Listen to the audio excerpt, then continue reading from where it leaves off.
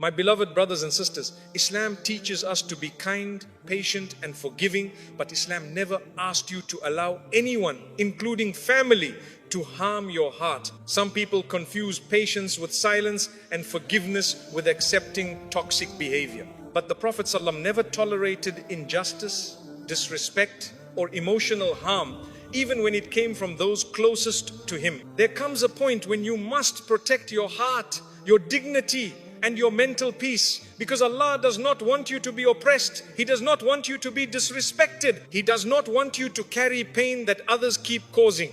Whether it's a family member, a friend, or anyone else, toxic behavior is never acceptable in Islam. You can love people and still have boundaries. You can forgive them and still distance yourself. And you can be patient without allowing your soul to be destroyed. Your kindness should not become a doorway for someone else's cruelty. Islam forbids oppression even if it comes from those you love. Islam teaches mercy, compassion and patience, but these virtues are never meant to justify oppression.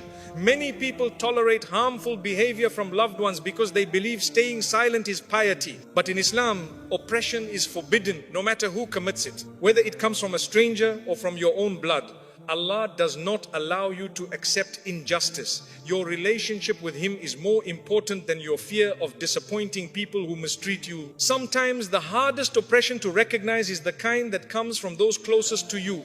Family members may use love, culture, or status to justify their harm, expecting patience to cover their wrongdoing, but Allah sees every injustice. And He never commands you to remain silent when your heart and dignity are being crushed. A believer is patient, yes, but not at the cost of allowing harm to continue. When oppression comes from loved ones, it confuses the heart. You begin to question your worth, your intentions, even your sanity. But Islam brings clarity. Oppression is a sin, not a misunderstanding. A toxic behavior is wrong even if the person doing it is your parent, sibling, spouse, or relative. Your duty is to honor them, but honoring does not mean tolerating cruelty.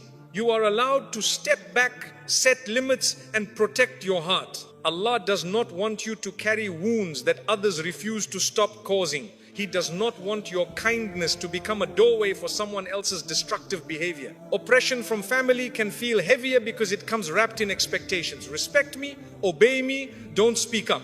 But respect in Islam is never a blank check for someone to harm you. Respect must be mutual and boundaries must be honored. Too often, people weaponize religious teachings to silence the oppressed. They tell you patience means enduring mistreatment, forgiveness means accepting abuse, and family ties mean allowing emotional harm. But this is not Islam, this is misuse of religion. The Prophet ﷺ never told a believer to remain in harm's way.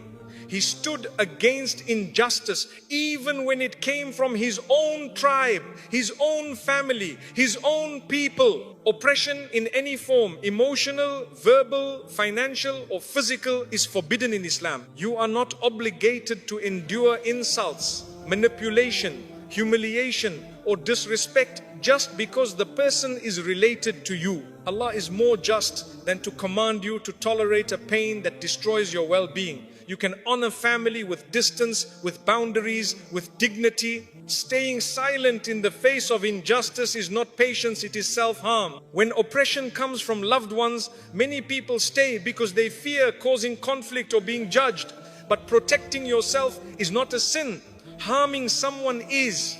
Allah will not question you for leaving a toxic environment. He may question you for enabling oppression by staying silent. Your heart is an amanah from Allah, and you are responsible for safeguarding it even from your own family. Allah condemns oppression so strongly that He declared it forbidden upon Himself. If the Creator refuses to wrong His creation, how can He ask you to accept wrongdoing from others? Islam is a religion of justice, not blind obedience to harmful behavior. When someone hurts you intentionally, the wrong belongs to them, not to you. You are not guilty for setting limits, they are guilty for crossing them.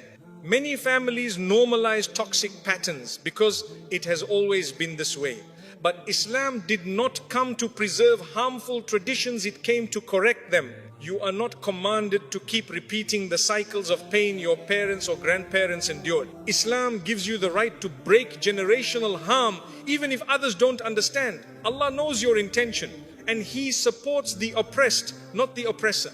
The Prophet ﷺ said, help your brother, whether he is the oppressor or the oppressed. How do you help the oppressor? By stopping them from committing oppression. This means that challenging harmful behavior is not disrespect, it is mercy. It helps the oppressor recognize their wrongdoing before they accumulate sin. You are not harming them by setting boundaries. You are helping them reform. When you tolerate oppression silently, you unintentionally allow it to grow.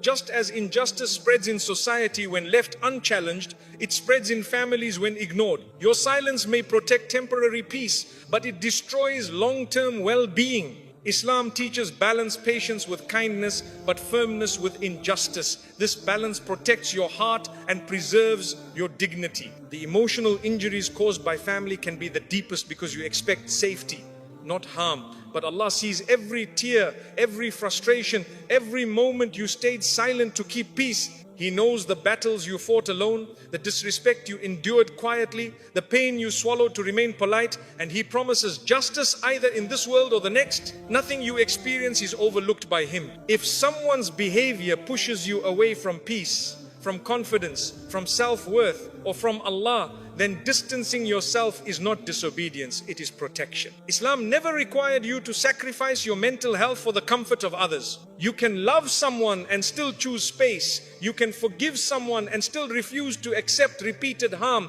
This is not rebellion, it is wisdom. A believer stands against oppression because Allah Himself stands against it. Even within families, justice must prevail. The Prophet ﷺ corrected his loved ones gently but firmly when they were wrong. He never allowed emotional manipulation, harshness, or disrespect to be normalized.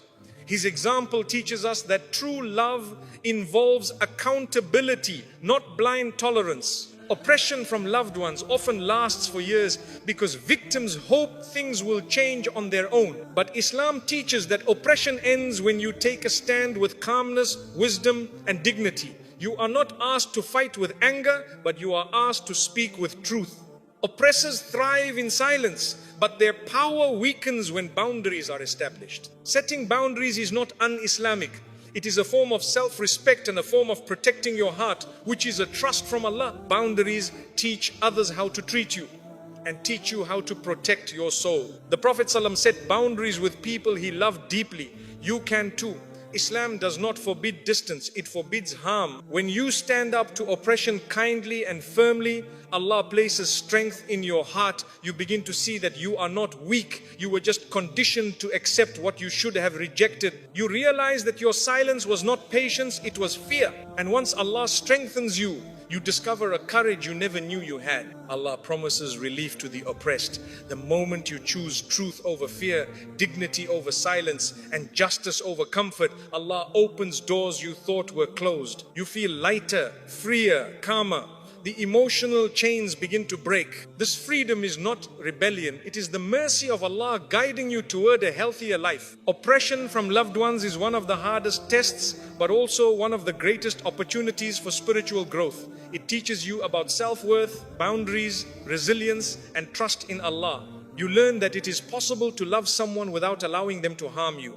You learn that protecting your heart is not selfish, it is obedience to the one who created it. And when you finally understand that Islam forbids oppression in all forms, even from those you love, you begin to walk with a new kind of strength. A strength rooted in faith, not fear. A strength that allows love without losing dignity, patience without accepting harm, and forgiveness without tolerating injustice. This is the strength Islam wants for you. The strength to honor your heart, protect your peace, and stand for justice with the same courage the Prophet ﷺ taught. Emotional abuse is still abuse, no matter who does it. Emotional abuse is one of the most overlooked forms of harm because it leaves no bruises, no scars, no visible wounds. But Islam recognizes emotional pain just as deeply as physical pain. A harsh word, constant criticism, silent treatment, manipulation, and disrespect, these can break the heart in ways physical harm never could. And just because the person causing the pain is a family member does not make the abuse acceptable. Wrong is wrong, no matter who does it. Often, emotional abuse is dismissed because the abuser hides behind roles: a parent, a spouse, a sibling, an elder, they justify their words by calling it love, discipline, or advice, while the victim slowly loses confidence, peace, and self-worth. But Allah does not accept cruelty disguised as care. The Prophet ﷺ was the most gentle in speech, even when correcting others. Emotional harm is not a sign of authority, it is a sign of injustice. Emotional abuse drains the soul in ways that exhausted bodies can't express. A person may carry trauma silently for years, questioning their worth because someone close to them constantly belittled them. Islam does not ask you to normalize this pain. The one who hurts you emotionally is accountable before